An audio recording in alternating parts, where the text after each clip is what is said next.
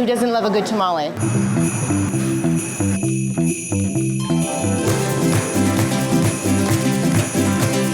So Tamale Joints is gonna be a place to a family come to try the best tamales on town. Delicioso tamale. My wife, she working in the kitchen in the back. She cook everything. My son, he working with me on the front. I love with this with my passion and heart. And everybody love the tamales. We try to get the best tamales in Houston, and that's what it's gonna be. Hi, my name is Jorge Peñalosa. I'm the owner of the Tamale Joint. Welcome to Tamale Joint. Yay!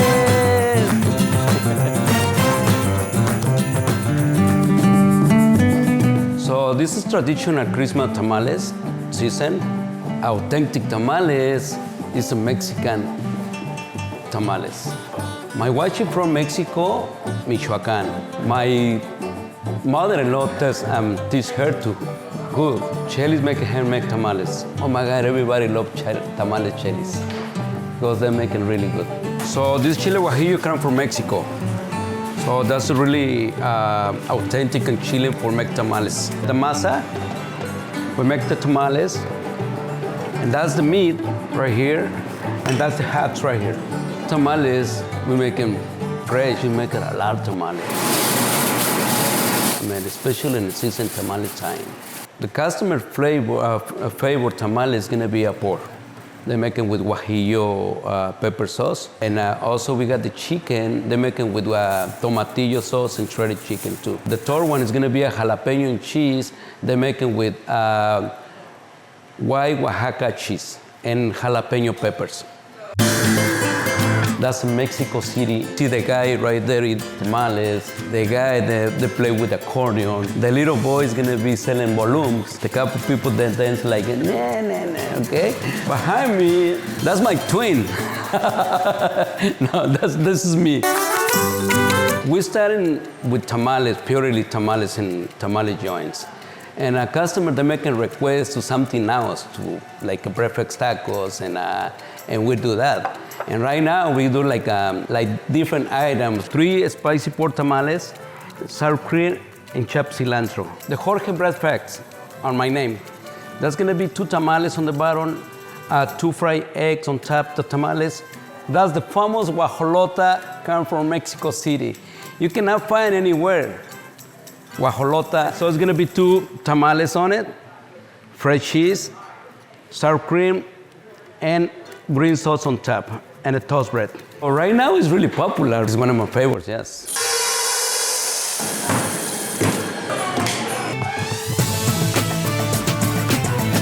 Seems very authentic, as if you're back in the Middle East and you've walked into a local store. We love the sweets, we love all of the spices, we love the nuts and just the vibe that it gives off. It's an amazing place. Roastery is a specialty store. We bring a lot of different things from the Middle East. We have anything from chocolates to baklava to teas. We also roast a lot of different things in-house. We roast coffee, nuts. If you go back home to the Middle East, you probably find a store like this every block. So we wanted to bring that here to Houston. It's mostly a Palestinian store, so a lot of the stuff that we do get come from Palestine, Jordan. So Syrian influence in the store, also some Turkish influence in the store. Our coffee beans come from everywhere. Costa Rican, we get Indian, we get Saudi. So we roast everything in-house. We make our special blends. We do Arabic coffee. Arabic coffee, it's usually 75% like medium roast, 25% dark roast, and then we add cardamom. So a lot of customers, when they come in and they taste that cardamom, they're like, what is that? They want to know what it is. It was one of the best Dubai chocolates I've had. I found it on TikTok. And I was like, we need to go check it out. And mostly because of the Dubai chocolate. Dubai chocolate was a trend. It hit TikTok, it hit Instagram. I think somebody in Dubai invented it. It's chocolate with pistachio sauce and shredded phyllo dough in the middle. It's supposed to be crunchy, sweet, and a little bit of salty. So we made sure that we bought very high-end Belgian chocolate. Everything for that chocolate is imported. and we put it together by hand inside. It has a really nice crunch to it. It's like biting into a Kit Kat, but the inside is like a crunchy pistachio texture. We do have a different type of Dubai chocolate that's out now. It's strawberries. Strawberries and chocolate go good on Valentine's Day. We've probably been selling over 500 a day, 600 a day. What better gift to give somebody than chocolate? Syrian ice cream, it's stretchy and it's chewy. That stretch is what most people aren't accustomed to. You splash the ice cream milk around the sides, and then you start pounding it with kind of like mallet. Okay, while you're pounding it, it's gonna take out all the air from the ice cream, and that's the biggest difference between, let's say, gelato and Arabic ice cream. Gelato is probably 30–40% air. Arabic ice cream is all ice cream, there's no air, and it stretches. It takes maybe like 3 hours for it to melt. It's very good for Houston climate. We are in Je T'aime Patisserie, my baby, my love, my first business here in Bed-Stuy, Brooklyn. I'm the first daughter, so my mom's at work and I'm like cooking and stuff, and kids like sweet stuff. So I would take the box cake mix and put my own twist on it, right? It will fail a lot. So I cannot let this cake beat me. I think in the process of failing, that's where you literally learn more about yourself. I did go to a culinary arts school in upstate New York. I actually have a bachelor's degree in business with a specialty in culinary arts. Learned from YouTube. That's where everybody learns everything. I used to be called Je T'aime Macarons, and I would just sell macarons, a bunch of different flavors of macarons. I would go to farmers markets, pop-up shops. So we're not ashamed here to say that we accept food stamps, and we don't want anyone to be embarrassed that they're using food stamps here, because this is a safe place. Very important to make sure that not only everyone is able to eat my food, but everyone has access regardless of their payment options. Like when the moms and dads come in here with their kids and they know that they have the opportunity to use their food stamps to get this fancy food. I'm trying not to cry.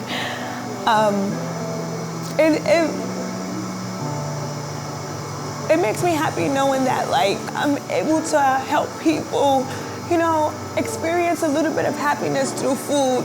I'm making someone else happy through food. And I was that kid before, you know, asking my mom for something that unfortunately she may not could have afforded at that time. You know, their mom can say yes because, you know, they're able to afford it. I love providing a variety of pastries to people to be able to experience new things every single day, you know? And I think that's the beautiful part about my bakery. We change the menu every 3 months. All of my customers, they always ask me, what's new today? A customer was like, girl, you're gonna give me a heart attack always having something new. I can't try everything all the time. And I'm just like, no, yes, you can. Not only am I providing quality things to the community, but that the community is also experience quality overall within the space. The name of the bakery is Je T'aime, and it literally means I love you. Made from love, because everything I do is from love.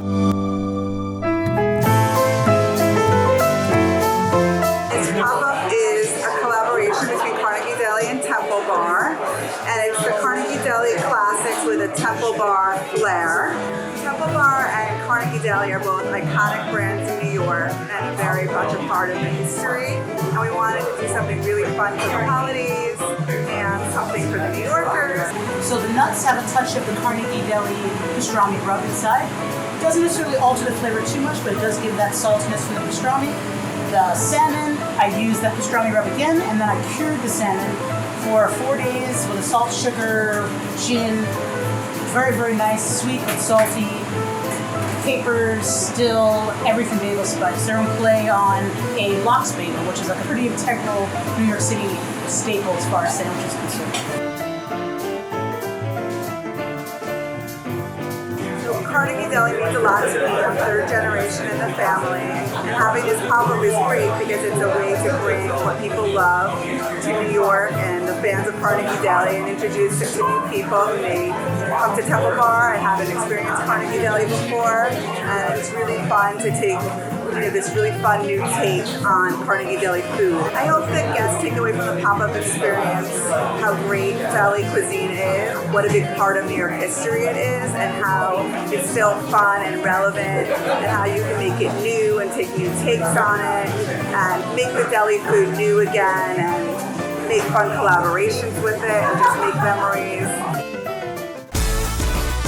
You're watching Bite Size Coast to Coast. And it just took off.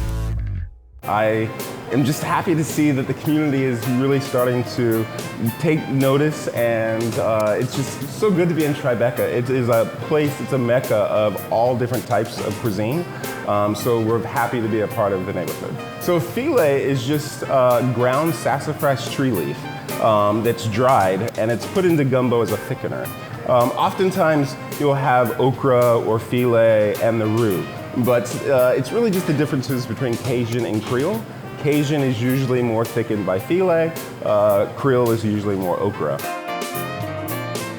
So we have a gumbo bar where we cook everything bar side in steam kettles. So cool. So you can basically customize your gumbo to order. I grew up with my grandfather. I called him Grandpa, everyone else called him Tiny. Very large man who loved Cajun Creole. He was food. the opposite. He was the opposite. And so I loved cooking that with him. He taught me a lot of it. And so I really wanted to bring that to New York. My perfect gumbo is the all-in hot with creamy potato salad on the side instead of rice. The all-in starts with our roux base. Our roux base has the roux that's already cooked with the Trinity, and then we add in all of the proteins. Chicken, and then we're gonna start with the smoked andouille sausage, and then we're gonna add in some shrimp, some crab. Our house Cajun seasoning, good amount of that. That's what we call hot, is 2 pinches of our house pepper blend. And then just finish with a little bit of parsley for some freshness. And then we add in the chicken stock. Just a little bit of white wine, just a little bit for balance. And you can see, since we're using steam kettles, it's already boiling. It cooks really fast. And then we just finish it with our namesake ingredient, the filet powder. And we just put that right in at the end. Yes. And then, so it's with potato salad. So that's something that we only do during the summer, but this is the beauty of, again, all of the different cultures coming together to create gumbo, is the German influence. We're back on Bite Size Coast to Coast. It's a win. The main reaction is, oh Lord, that's good.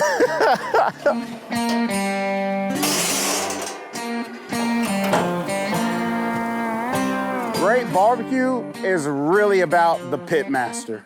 Brisket, chicken, ribs. People love my ribs. Look, I love my ribs. My wife doesn't even like barbecue, and she loves my ribs.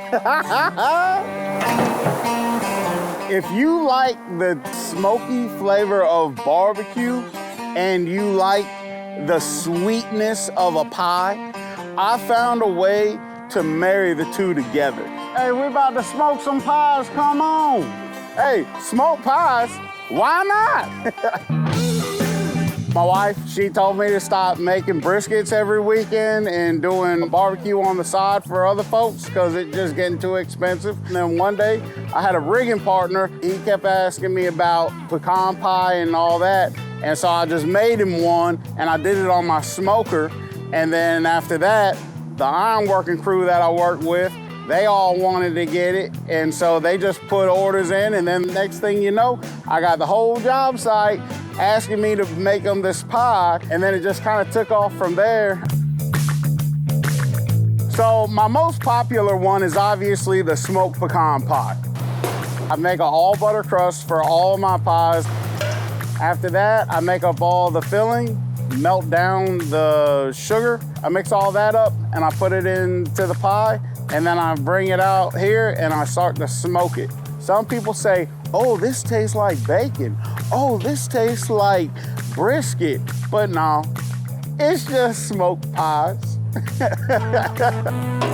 I smoke it for about 45 minutes to about an hour. It's done on 5 different smokers, and I built all 5 of them. They're all ugly drum smokers. That's what they're called. I rolled over one day and I hit that alarm clock and I said, babe, hey, look, I'm not going into work anymore. And so I chose to do what I wanted to do at that point, and which was make pies. I'm going on 5 years of business now.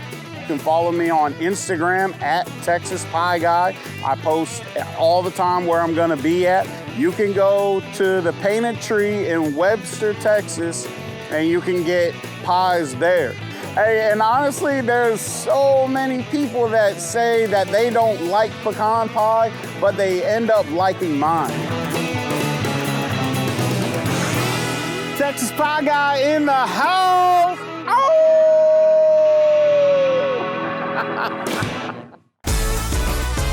We're back on Bite Size Coast to Coast. Everything here is made with passion.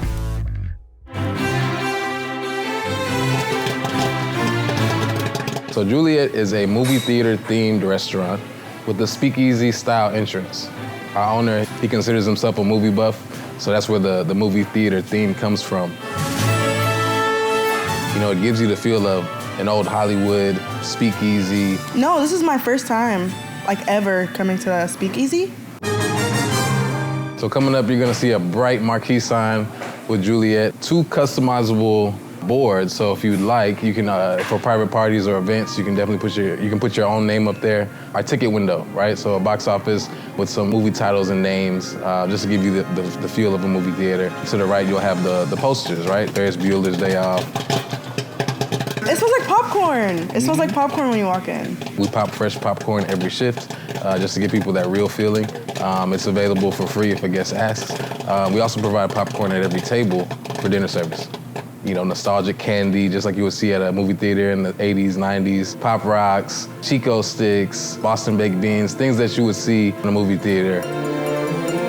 Right when you leave the front lobby area and you enter our dining room, you're greeted by our, 15-seat bar with a beautiful display up top. And it's really just meant to take your breath away, right? So on our drink menu, we feature The Godfather, which is named after the classic movie, which is an ultra premium French connection with some of your favorite spirits like Douce XO, Glenmorangie, and Grand Marnier. So in our dining room, you're surrounded by movie scenes and just different pictures of movies that our owner grew up on. So anywhere from Godfather to Dirty Dancing, Men in Black, to give guests that real feel of, the movie theater theme. It looks like a regular movie theater, like all the posters. You wouldn't think it was like this inside. So our menu also follows along with the themes. Previews are gonna be our appetizers.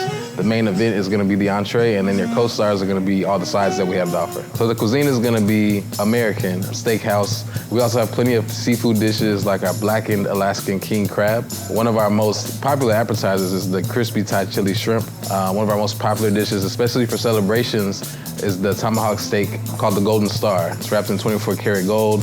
It comes out flaming tableside. We have a couple of great desserts on our credits menu. The spear being one of them. It comes out, it's a chocolate dome.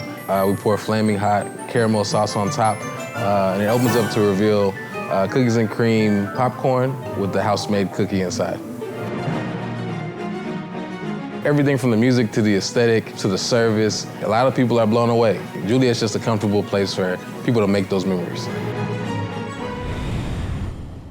We are a Vietnamese Mexican fusion restaurant, which is, I know, really different. Not a lot of people really have it. And people might think like, it's a little interesting, but it really does work out. A lot of the fusion really makes sense. Onions, cilantro, big in both cultures. Every dish has it. Mexican has a lot of stews and stuff like that, and in Vietnamese culture, there's a lot of stews as well. Really started off with just pho, birria style taco. Our staple is just gonna be our tortilla, and our cheese, and then the beef. The beef is really where it's the most important, because it's not just like, any regular beef, it's our pho braised beef. So it's been simmered for 12, 16 hours. So even just the meat itself has the whole essence of what pho would taste like. The broth is made from our 24-hour pho broth. So how you're supposed to eat this is you take the taco, kind of dip it in that pho broth, get the taco nice and juicy, take a bite, you know, have a spoon, take a couple sips of the broth, and that's how you're supposed to eat it. Everybody can't believe that, you know, like you brought pho into a birria taco. They're always like, wow, like this works. And when they eat it, they're like,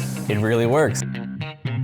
We're at Big X Free at 4046 Woodhaven Road in Philadelphia. I started doing this when I was only 20. How I got started was I was traveling and I came across the birria tacos. And when I had it, I was like, wow, this is something that I really, really do like. So I went home, cooked it, and I was like, wow, this is very similar to me cooking pho. So I was like, why don't I kind of combine the two? The process for both is you start out with boiling beef bones. That's like kind of like, you know, the heartiness of the soup. And then you add in the beef. So we use beef chuck. It's like a very long 24-hour process, so the beef is nice and tender. I let my family try it, and they're like, wow, this is amazing. You have to make it into something. And I was like, you know what?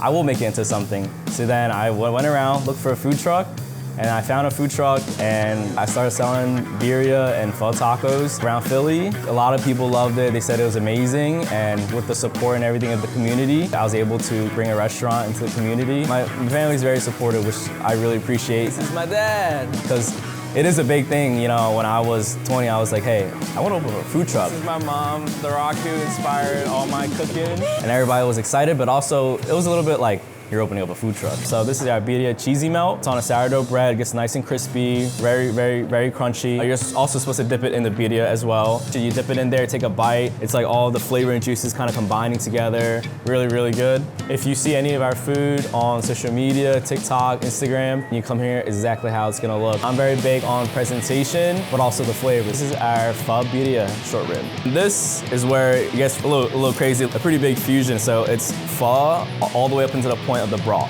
You have like, you know, the pho noodles, you have the cilantro, you have the bean sprouts, you have the jalapenos, Thai basil. Rather than a pho broth, we used our birria broth. And then this right here is our short rib. So if you come in here and take that first bite, just expect a lot of flavor. All this stuff is worked on for hours and hours, so it's just a lot of concentrated flavor.